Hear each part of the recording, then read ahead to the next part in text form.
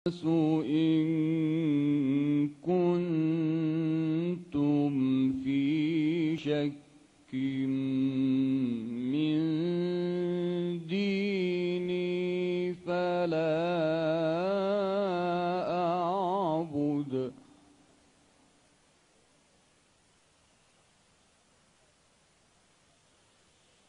إن كنتم في شك من ديني فلا أعبد الذين تعبدون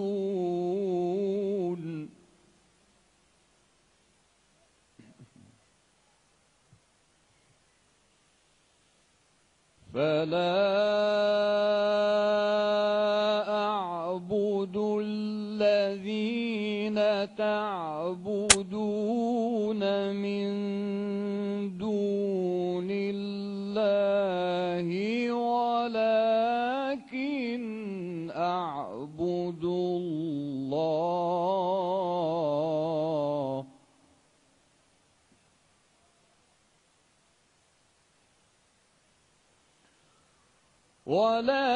ولكن أعبد الله الذي يتوفاكم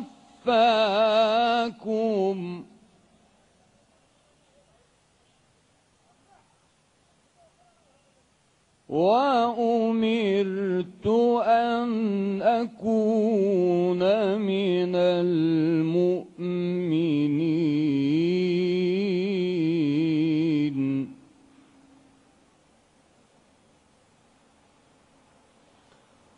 قل يا أيها الناس إن كنتم في شك من ديني إن كنتم في شك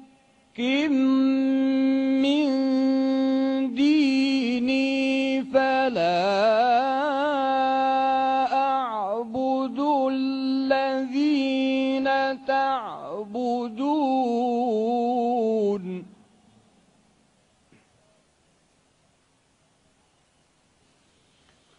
فلا أعبد الذين تعبدون من دون الله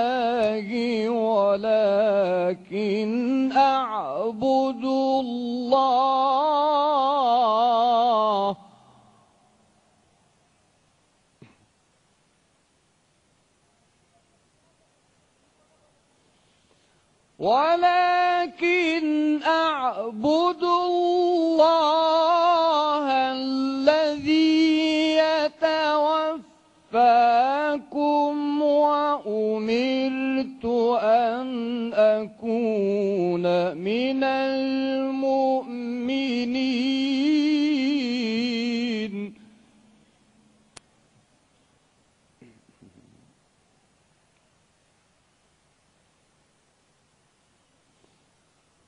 وأن أقم وجهك للدين حنيفا ولا تكونن من المشركين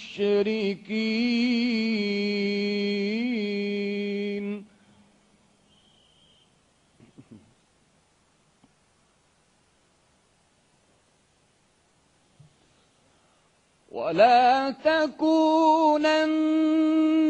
من المشركين ولا تدع من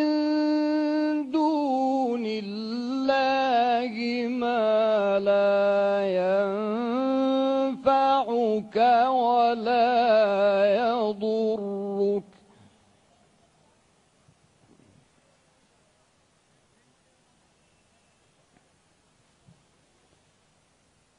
فإن فعلت فإنك إذا من الظالمين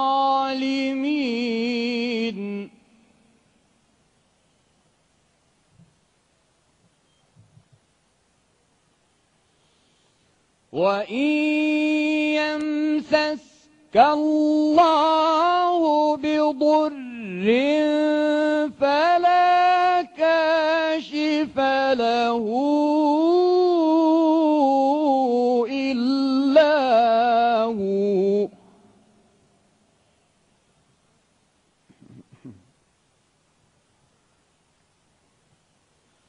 وإن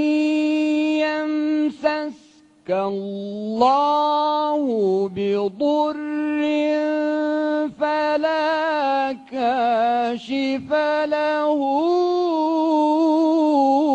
إلا هو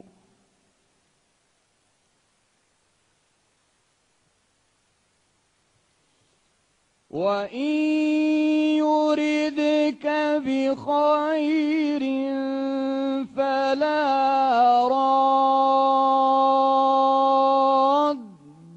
لفضله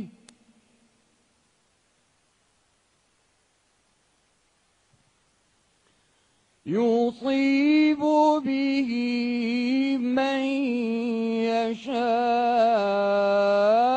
يشاء من عباده وهو الغفور الرحيم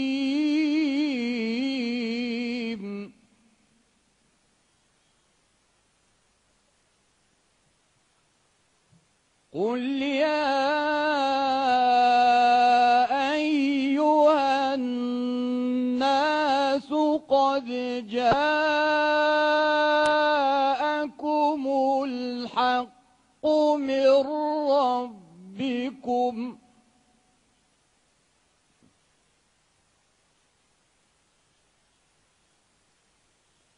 فمن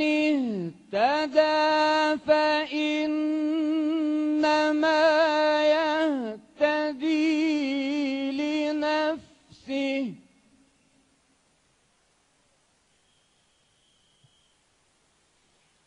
ومن ضل فإنما يضل عليها وما أنا عليكم بوكيل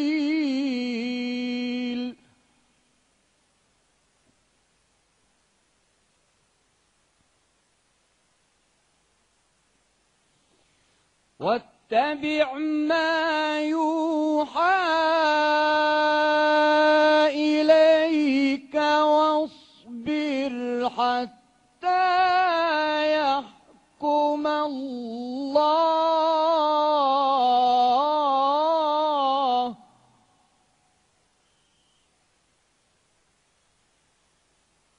واتبع ما يوحى إليك واصبر حتى يحكم الله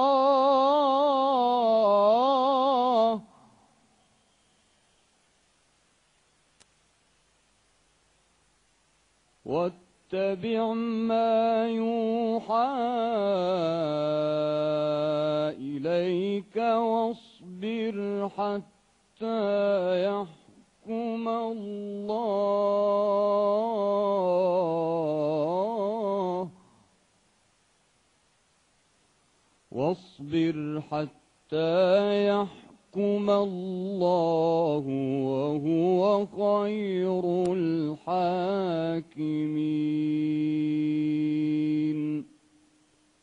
صدق الله العظيم.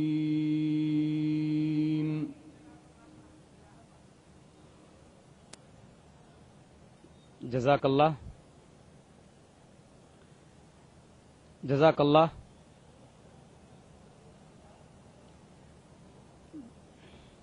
جزاک اللہ قاری صبا خلف علی صاحب، ہم ان کی تلاوت سماعت کر رہے تھے. انہوں نے سورہ یونس سورہ نمبر 10 آیت نمبر 104 سے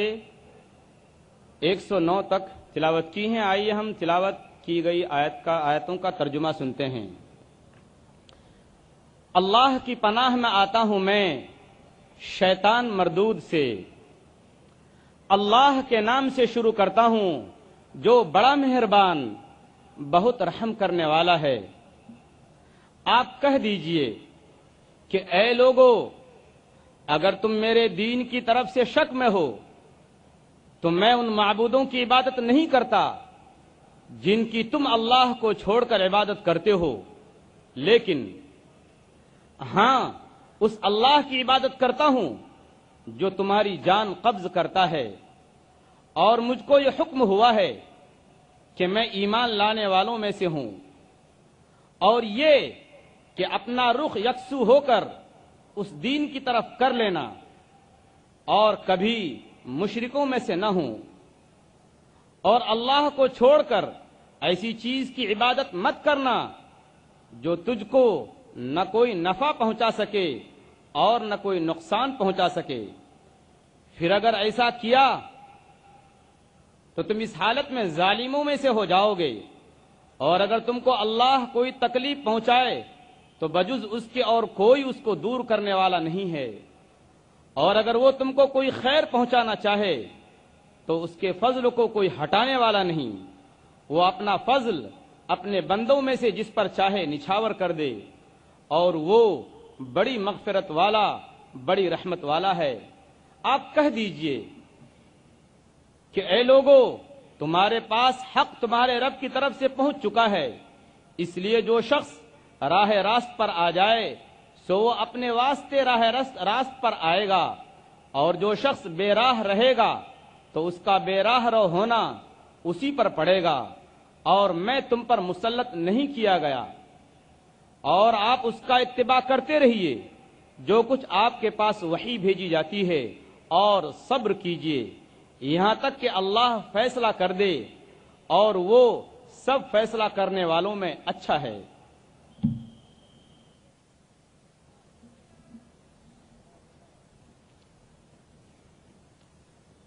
خواتین و حضرات،